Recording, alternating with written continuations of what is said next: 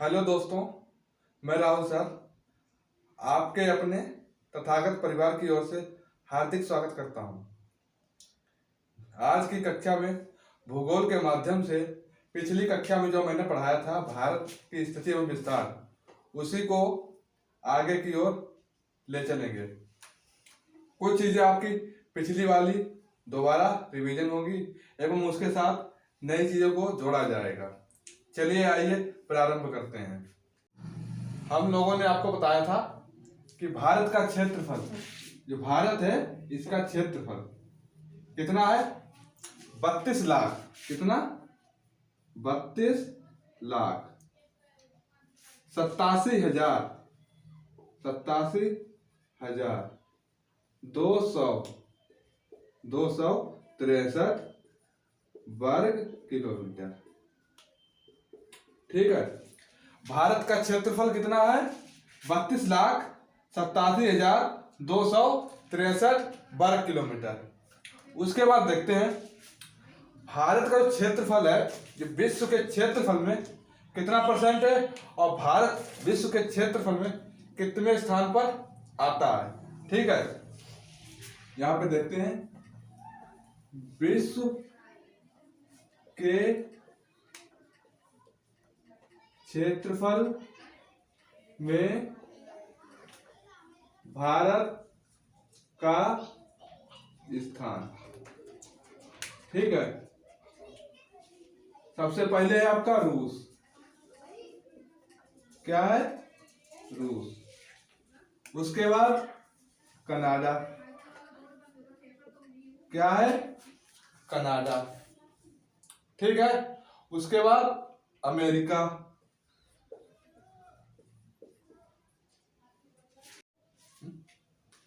उसके बाद अमेरिका, फिर चीन, उसके बाद ब्राजील। ठीक है, उसके बाद ऑस्ट्रेलिया। ठीक है, उसके बाद भारत। उसके बाद भारत 1 2 3 4 5 6 7। कितना? 7वां। विश्व के क्षेत्रफल में भारत का कितना स्थान है? 7वां। ठीक है, और इसी प्रकार जनसंख्या के दृष्टिकोण से देखते हैं, तब जनसंख्या की दृष्टि से भारत का स्थान सर्वप्रथम आता नंबर चीन का, उसके बाद भारत का। ठीक है, तो कौन सा स्थान है? पहला, दूसरा। दूसरा स्थान आता है भारत का जनसंख्या के दृष्टिकोण से स्थान। ठीक है, इसके बाद देखते हैं जे हमने आप लोगों को देश लिखाए हैं।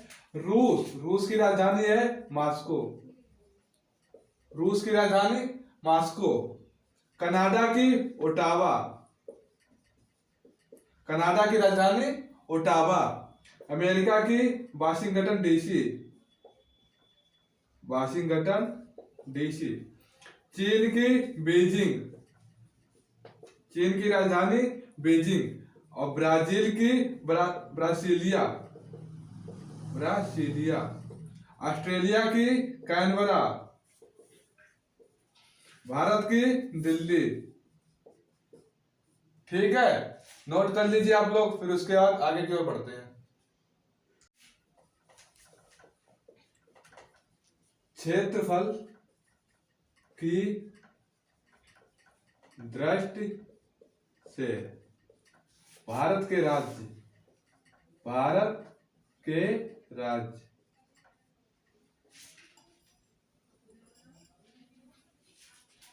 सर्वाधिक क्षेत्रफल किसका है? सर्वाधिक क्षेत्रफल राजस्थान का। यहां पे लिखिए राज्य। ठीक है, ऊपर लिख जो है ऊपर का हिस्सा, ऊपर मतलब बड़ा, यहां पे क्या लिखेंगे? सर्वाधिक। सर्वाधिक। ठीक है, और यहां पे लिखेंगे न्यूनतम। सर्वाधिक किसका हिस्सा है? राजस्थान का। राजस्थान की राजधानी जयपुर। ठीक है। न्यूनतम कौन सा है? गोवा। गोवा की राजधानी पणजी। ठीक है। अब आ जाए जनसंख्या के हिसाब से। जनसंख्या की दृष्टि से यहां पे लिखिए राज्य। सर्वाधिक जनसंख्या किस राज्य की है? उत्तर प्रदेश की। उत्तर प्रदेश की राजधानी लखनऊ। ठीक है। और न्यूनतम किसकी है? सिक्किम। सिक्किम की राजधानी गंगटोक। ठीक है। फिर चलते हैं आगे की ओर। फिर आइए, फिर अगला पॉइंट है भारत की स्थलीय सीमा कितनी है? ठीक है। भारत की स्थलीय सीमा, यहां से आपका नीचे जल है, तो पूछ रहा है यहां से जो एरिया है, जो आपकी जो चीज, जो यहां से दूरी ऊपर से यहां तक, जो यहां तक आएगी, यहां तक की दूरी कितनी है, ये सीमा कितनी है? तो कितनी है? 15,200 किलोमीटर। ठीक है। उसके बाद तटीय, क्या कह रहा? तटीय भाग, तटीय भूमि भाग। हाँ तो दोस्तों, हम लोगों ने भारत का क्षेत्रफल पढ़ लिया, किस राज्य का अधिकतम है, किसका न्यूनतम है। जनसंख्या पढ़ ली, किसकी अधिकतम है, किसकी न्यूनतम है। अब पढ़ते हैं भारत की तटीय सीमा एवं स्थलीय सीमा। ठीक है। भारत की स्थलीय सीमा कितनी है? भारत की स्थलीय सीमा, ठीक है, कितनी है? 15,200 किलोमीटर। ठीक है, 15,200 किलोमीटर। अब पढ़ते हैं भारत की भूमि तटीय सीमा। ठीक है। ये क्या कह रहा है? भारत की स्थलीय सीमा, स्थलीय मतलब जहां पे केवल स्थान है, स्थान, यहां से नीचे पानी है आपका, ऊपर केवल जगह जगह स्थान है। तो यहां से जो एरिया है, ये यहां से लेकर यहां तक का, यहां से लेकर यहां तक, ये आपका स्थलीय सीमा। ये कितनी है भारत की स्थलीय सीमा? 15,200 किलोमीटर। ठीक है। उसके क्या कह रहा है? भारत की भूमि तटीय सीमा, भूमि मतलब यहां से जो पास में। ठीक है। ये सीमा कितनी है आपकी? 6100। ठीक है। कितनी है? 6100। उसके बाद पूछेगा आपकी द्वीपों सहित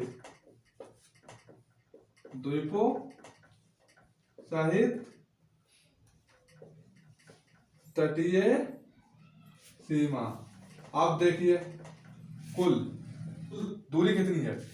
तो एक तो ये है आपकी, ठीक है, तटीय सीमा 6100 तो ये हो गई, और बाकी आपके जे बने इधर के अंडमान निकोबार द्वीप, और इधर है आपका लक्षद्वीप, इसमें छोटे छोटे द्वीप बने हुए हैं। इसमें जे भी लैंड ऑफ कंट्री मतलब जोड़ी जाती, वाटर ऑफ कंट्री जो है ये वाली, तो दोनों को मिलाकर बनती है आपकी 7516.6 किलोमीटर।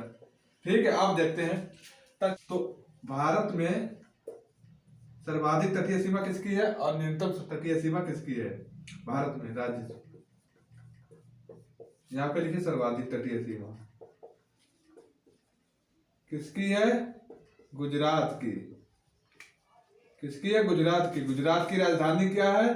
गांधीनगर। ठीक है। और न्यूनतम किसकी? यहाँ पे गोवा पर, छोटा सा गोवा। न्यूनतम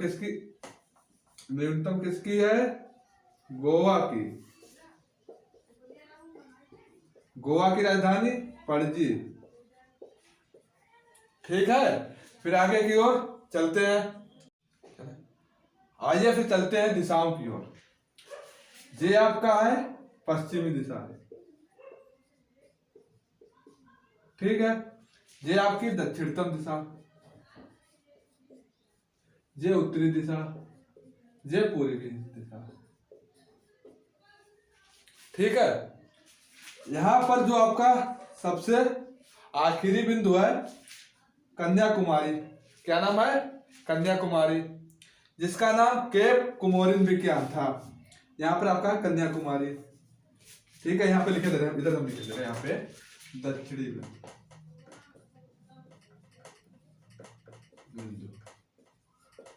कौन सा है? कन्याकुमारी। इसका दूसरा नाम क्या था? केप कोमोरिन, केप कोमोरिन, ठीक है। अगर आपसे कहे कि उत्तर प्रदेश का सबसे दक्षिणी बिंदु कौन सा? किसका? उत्तर प्रदेश का। तो आप क्या बताओगे? उत्तर प्रदेश का सबसे दक्षिणी बिंदु, उत्तर प्रदेश का सबसे दक्षिणी बिंदु कौन सा है? सोनभद्र। उत्तर प्रदेश का सबसे उत्तर प्रदेश का सबसे दक्षिणी जिला कौन सा है? सोनभद्र दक्षिणी जिला, ठीक है। भारत का दक्षिणतम बिंदु कन्याकुमारी, इसका पूरा नाम केप कोमोरिन। उत्तर प्रदेश का सबसे दक्षिणी बिंदु सोनभद्र जिला है, ठीक है। अगर आपसे कहे कि भारत का सबसे दक्षिणतम है, ठीक है, यानी स्थलीय सीमा तक, और वैसे तो भारत यहाँ तक अभी है, यहाँ तक भी है, ठीक है। और तटीय की सबसे दक्षिणी बिंदु, वहां पर तो दक्षिणतम, यहाँ पे कहा गया दक्षिणी बिंदु। दक्षिणी बिंदु है आपका इंदिरा पॉइंट, क्या नाम है? Indira point, Indira point. इसका दूसरा नाम था पिगमेलियन पॉइंट, पिगमेलियन पॉइंट, ठीक है। आइए दोस्तों, आगे दक्षिणतम और दक्षिणी बिंदु पढ़ लिया हमने, यूपी का भी और भारत का भी। आप पढ़ते हैं उत्तरी बिंदु। उत्तरी बिंदु उस दिन हमने आपको बताया था इंदिरा कॉल, कौन सा? Indira call, Indira call. ये आपका क्या है? पूर्वी बिंदु, सॉरी उत्तरी बिंदु। इंदिरा कॉल आपका उत्तरी बिंदु है। अगर आपसे पूछे यूपी का उत्तरी जिला कौन सा है? क्या पूछे? यूपी का उत्तरी जिला तो कौन सा है? सहारनपुर, सहारनपुर कौन सा क्या है? उत्तरी जिला, ठीक है। उसके बाद पश्चिमी आ जाइए, ये आपका पश्चिमी साइड में, ठीक है। फिर पश्चिमी पॉइंट, पश्चिमी पॉइंट कौन सा है भारत का? गोरमोता या गुहार मोती? गोरमोता, सॉरी। पश्चिमी पॉइंट भारत का कौन सा है? गोरमोता, गोरमोता।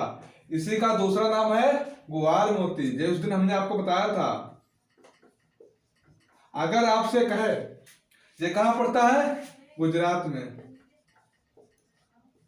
गुजरात की राजधानी गांधीनगर, गुजरात की राजधानी गांधीनगर। इधर आपका इंदिरा कॉल कहां पड़ता है? उत्तरी बिंदु में। इंदिरा कॉल कहां पड़ता है? जम्मू कश्मीर में, ठीक है। अब आइए पश्चिमी बिंदु गोरमोता या ग्वारमोती कहां पड़ता है? गुजरात गांधीनगर में। आप देखिए यूपी का पश्चिमी जिला, पश्चिमी जिला क्या है? शामली, क्या है? शामली। ठीक है, फिर आगे की ओर चलते हैं। आइए दोस्तों, फिर आगे की ओर। दक्षिणतम बिंदु और दक्षिणी स्थान देख लिया, पश्चिमी भी देख लिया, उत्तरी भी देख लिया, भारत का भी देख लिया और उत्तर प्रदेश का भी देख लिया। अब देखते हैं पूर्वी बिंदु।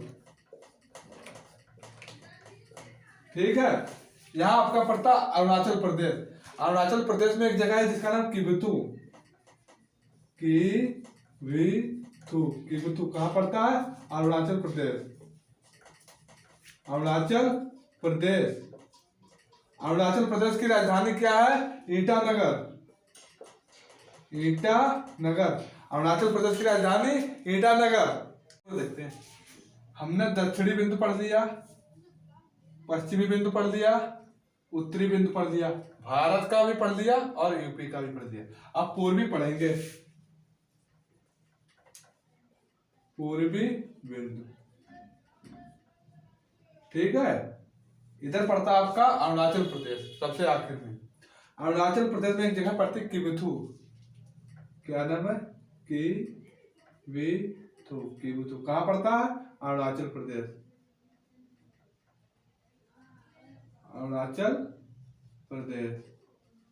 अरुणाचल प्रदेश की राजधानी ईटानगर।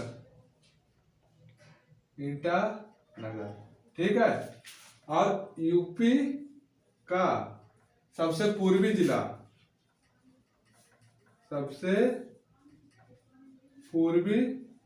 जिला क्या है? बलिया। ठीक है, फिर आगे की ओर चलते हैं।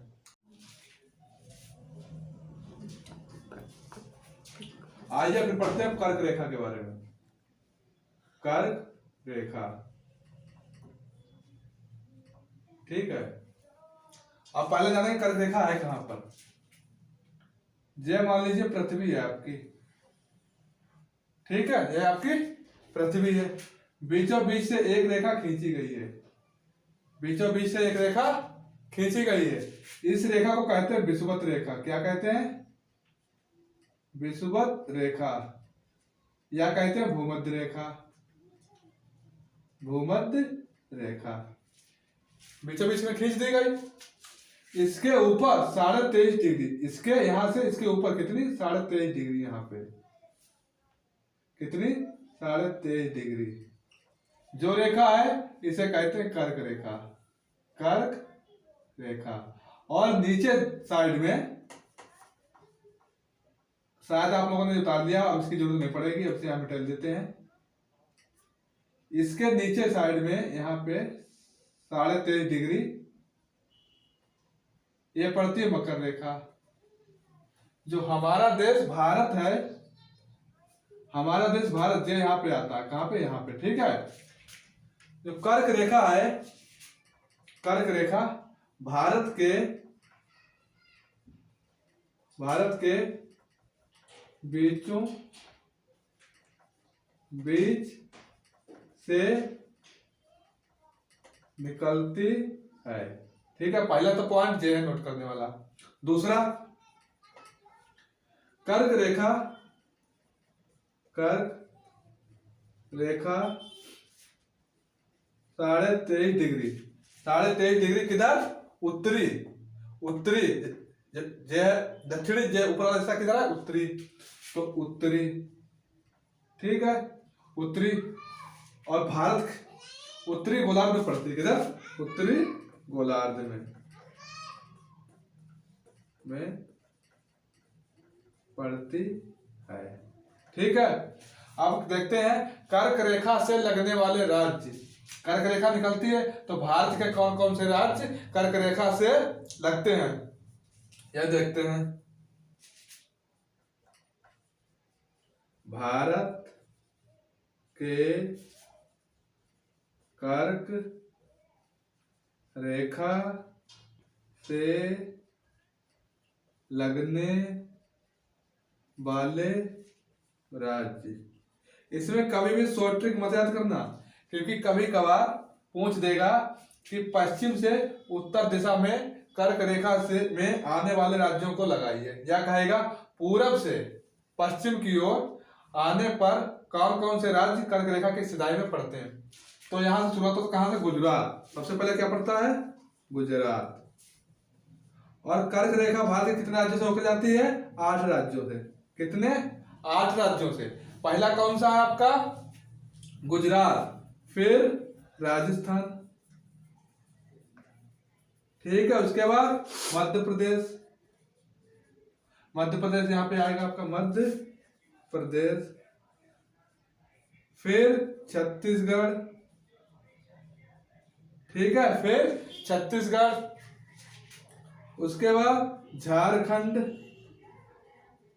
फिर झारखंड, पश्चिम बंगाल,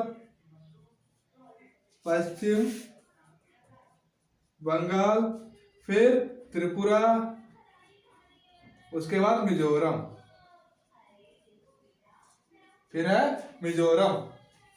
देखिए, गुजरात 1, राजस्थान 2, मध्य प्रदेश 3, छत्तीसगढ़ 4, झारखंड 5, पश्चिम बंगाल 6, त्रिपुरा 7, मिजोरम 8। अगर आपसे कहे कि पूरब से पश्चिम की ओर जाने पर कर्क रेखा में सबसे पहले उसके बाद या उसके बाद कौन से राज्य आते हैं, इन्हें क्रम से लगाइए। तो मिजोरम, त्रिपुरा, पश्चिम बंगाल, झारखंड, छत्तीसगढ़, मध्य प्रदेश, राजस्थान, गुजरात। ठीक है, पहला क्वेश्चन ये बना। तो फिर आगे क्यों चलते हैं। कर्क रेखा को देख लिया हम लोगों ने। आप देखते हैं मानक समय रेखा। मानक समय रेखा भारत क्या हर देश के बीचों बीच से निकलती है, ठीक है। जैसे कि आपकी पृथ्वी है, इस तरह से कटेगी, ठीक है, बीचों बीच से। इस तरह से रेखाएं हैं इसमें, इस तरह से रेखाएं हैं, इस तरह से रेखाएं है भाई। तो इधर वाला हिस्सा पूर्वी, इधर वाला पश्चिमी, ठीक है। अब देखिए, मान लीजिए ये रेखा है, कोई देश यहां पर फंसेगा तो पूर्वी में आएगा, अगर इधर आया तो पश्चिमी में आएगा, ठीक है। अपना भारत है इस साइड में आता है, इस साइड में, ठीक है, तो कौन से आ जाएगा? पूर्वी में। पूर्वी देशांतर में आता है, अपना देश पूर्वी देशांतर में आता है। भारत की मानक समय रेखा, भारत की मानक समय रेखा 80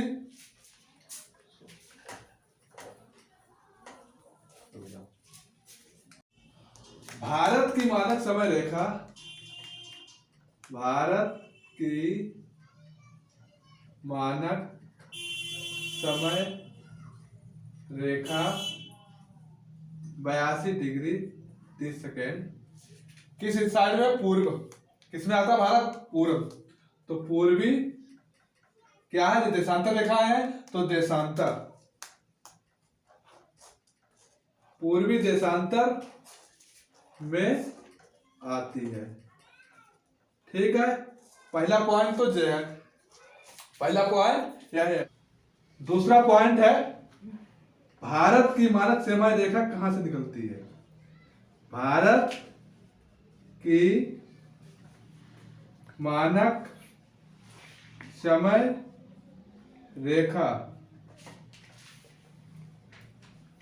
कहां से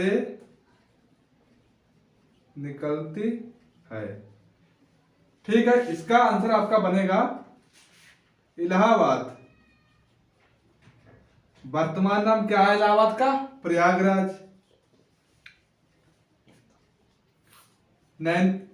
प्रयागराज के नैनी से। जब आप लोग कभी इलाहाबाद या प्रयागराज जाइएगा तो नैनी जरूर जाइएगा, वहां पर बोर्ड लगा है, लिखा होगा मुस्कुराइए आप लोग मानक समय रेखा पर खड़े हैं, ठीक है। अब हमारे भारत का समय, भारत का समय जिसे हम लोग कहते हैं IST,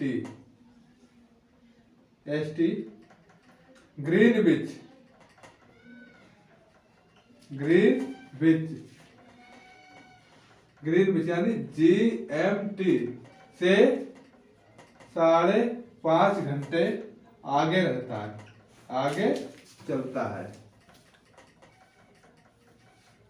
प्लस 5.30 ऐसे लिख के आएगा, ठीक है। प्लस मतलब 5 प्लस मतलब आगे चलता, अगर पीछे होता तब माइनस होता। अब देखिए IST की फुल फॉर्म क्या होती है, GMT की फुल फॉर्म क्या होती है।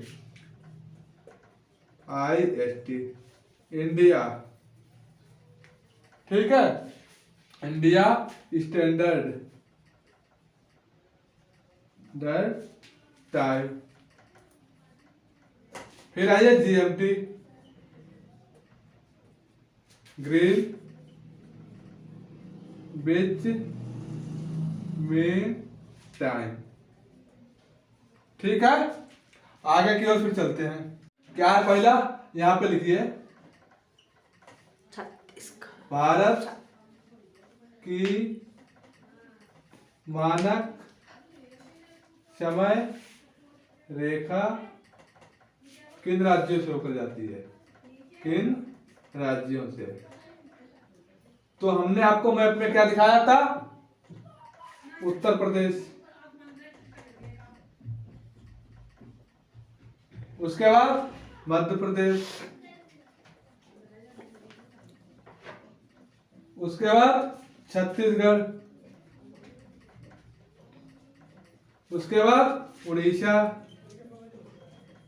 इसके बाद आंध्र प्रदेश। भारत की मानक समय रेखा कितने राज्यों से होकर जाती है, 1 2 3 4 5। अगर आपसे पूछे भारत की मानक समय सीमा रेखा जो है वो कितने राज्यों से होकर जाती है, तो 5।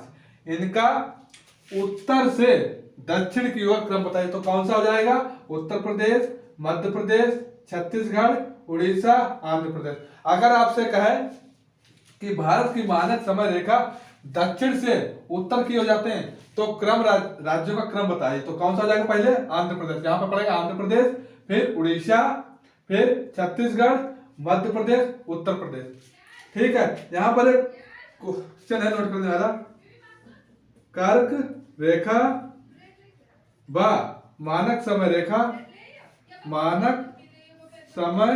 रेखा दोनों किस राज्यों से होकर जाती है, दोनों किन राज्यों से होकर जाती है, किन राज्यों से होकर जाती हैं, ठीक है। यानी कर्क रेखा भी जिस राज्य से निकले उसी राज्य से मानक समय रेखा निकले। तो ऐसा कौन कौन सा रेखा, मध्य प्रदेश कर्क रेखा से निकलती है, मध्य प्रदेश से कर्क रेखा निकलती है, पहला कौन सा हो जाएगा आपका, मध्य प्रदेश, ठीक है। दूसरा छत्तीसगढ़ से कर्क रेखा निकलती है, छत्तीसगढ़, और मध्य प्रदेश से मानक समय रेखा भी निकलती है और छत्तीसगढ़ से भी मानक समय रेखा निकलती है। चलिए फिर आगे की ओर चलते हैं। आइए दोस्तों फिर आगे की ओर देखते हैं। अब अपने लोग ये देखेंगे कि समय कैसे निकलता है, समय कैसे होता है, ठीक है। जैसे कि 24 घंटे में कितने मिनट होते हैं, 24 घंटे में कितने मिनट होते हैं, 24 घंटे हो गए, 1 घंटे में कितना मिनट, 60, ठीक है। तो कितने मिनट बन जाके आपके 1440, ठीक है। और देशांतर रेखाओं की संख्या कितनी है, देशांतर रेखाओं की संख्या कितनी है, 360, ठीक है। अब देखिए 1440 मिनट होते हैं 24 घंटे में, यानी दिन और रात मिलाकर। उसके बाद देशांतर रेखा में मान लीजिए ये पृथ्वी थी आपकी, ठीक है, ऐसे रेखाएं थी, ये देशांतर रेखाएं ये थी, ऐसे ऐसे करके, ऐसे 180 इधर थी, 180 इधर थी, दोनों मिला के 360 हुई। ठीक है, इन्हें आपस में काटो।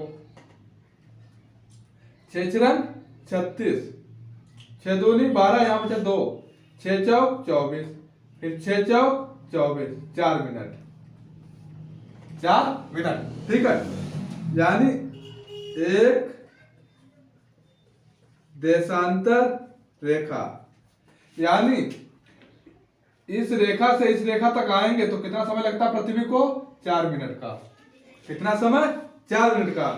एक देशांतर रेखा का समय कितना है? 4 मिनट। अब आपसे पूछे कि अगर 15 देशांतर तक जाना है तो कितना समय लगेगा? तो 15 गुणे 4, एक देशांतर में कितना समय लगता है? 4 मिनट का। और 15 देशांतर तक जाने में 15 चौके 60, 60 मिनट मतलब 1 घंटा। 60 मिनट मतलब 1 घंटा, 1 घंटा लगेगा। ठीक है, फिर आगे की ओर चलते हैं। चलिए आइए देखते हैं। सूर्य कहां से उदय होता है? अरुणाचल प्रदेश, यानी पूरब से। सूर्य कहां से उदय होता है? पूर्व से। सूर्य पूर्व से उदित होता है एवं पृथ्वी जो है, पृथ्वी अपनी धुरी पर पश्चिम से पूर्व की ओर घूमती है। पश्चिम से पूर्व की ओर घूमती है। ठीक है, अब दूसरा पॉइंट, इस पॉइंट को समझने पहले से देखिए आप। मान लीजिए ये पृथ्वी है। ठीक है, ये आपकी काल्पनिक यानी जीएमटी यानी काल्पनिक रेखा खींची गई है। ठीक है, अगर पूरब साइड में जाएंगे, पूरब साइड में जाएंगे तो समय जुड़ेगा और इस साइड में आएंगे तो समय माइनस होगा। ठीक है, 0 प्रधान या उत्तर तक रेखा पूर्व की ओर जाने पर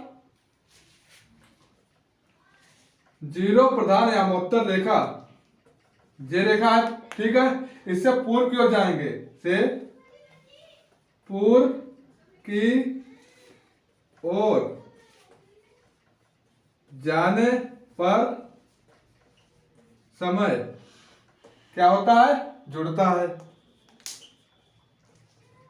ठीक है, इससे यहां पर मान लीजिए 0 है और इधर आए, पहले 1 आएगा, फिर 2, फिर 3, यानी यहाँ 0 बजेगा, यहाँ 0 या 1 बजा। मान लीजिए यहाँ पर 1 बजा और इस साइड में जा रहे तो पहले 1 बजेगा, फिर 2, यानी इधर जितनी देशांतर रेखाओं पे बढ़ेंगे उसी तरह समय बढ़ता जाएगा, समय जुड़ता है। एवं पश्चिम की ओर जाने पर समय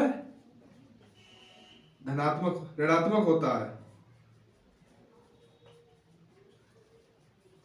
यानी घटता है। ठीक है, देखते हैं। ये आपकी 0 काल्पनिक रेखा है। ठीक है, 180 रेखा इधर है, 180 रेखा इधर है। ठीक है, इन दोनों रेखाओं को मिलाकर कितनी बनी? 360। 360 रेखाओं को पृथ्वी 24 घंटे में चक्कर लगाती है। तो इधर कितने हो गए? 12 घंटे इसका, 12 घंटा इसका, यानी दोनों को मिलाकर दिन रात, दोनों को मिलाकर दिन रात। 180 रेखाएं पूर्व में है, 180 देशांतर रेखाएं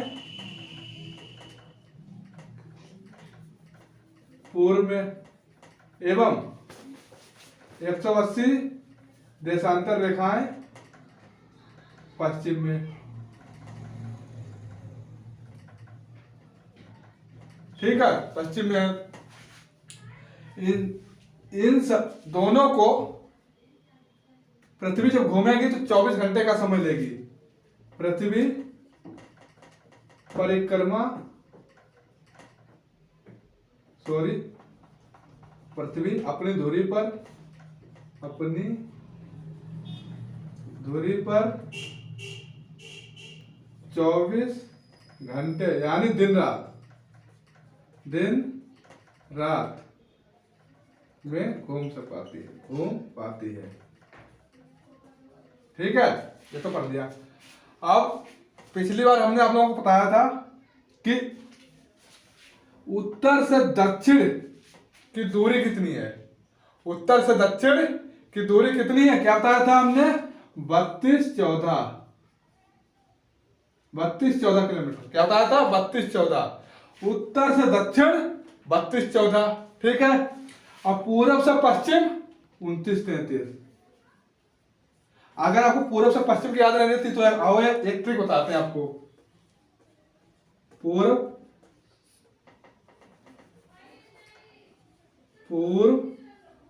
से पश्चिम। ठीक है, पूर्व से पश्चिम की याद रहनी थी, इसकी हमने एक ट्रिक बनाई हमने। 29-33। यहां पर पा है, यहां पर पा है, यानी 2 पा। ठीक है, और यहां पे हमें क्या मिल रही? 2 3 मिल रहे। दोबारा में क्या मिल रहा है? 3। बस ये ट्रिक है, यानी 2 3 कहां पर मिलते हैं? 2 पा पर। पी पूछ ले तो लगा देना 29-33। उत्तर दक्षिण कोण है तो 32-14। वैसे कोई खास नहीं याद करने चाहो तो याद कर सकते हो। चलिए ठीक है, आज की क्लास हम यहीं पर समाप्त करते हैं।